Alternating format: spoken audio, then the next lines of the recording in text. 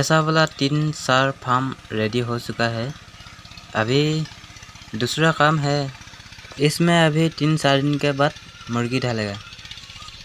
আজি অলপ হিন্দীত কথা কৈ দিছোঁ দেই। এখন ব্ৰইলাৰ ফাৰ্ম হয়। আপোনালোক মই কি ক'ম, ইমান ডাঙৰ ফাৰ্ম মানে ইখনৰ পিছত ইখন বনাই আছে আৰু বহুত পইচা খৰচ কৰিছে দেই এখন ফাৰ্ম বনাওঁতে। আৰু बहुत বছৰ ব্ৰইলাৰ পুহিব না ইয়াতে।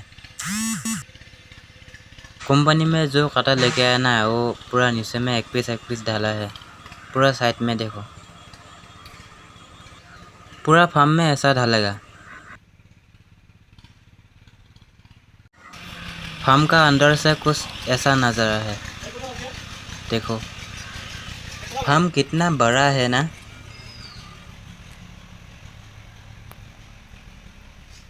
इसमें अभी पूरा काम बाकी है, अभी सीट ढालने का बाकी है। वो साइड में काटा ढाला नहीं है और ज़्यादा काम बाकी है। वीडियो कैसा लगा कमेंट में बता सकती हो। অলপ হিন্দীত কথা কৈ দিছোঁ দেই, কেনেকুৱা লাগিছে ক'বচোন। ভিডিঅ'টো শেষলৈকে চাব বুলি আশা ৰাখিলোঁ সকলোৰ বাবে।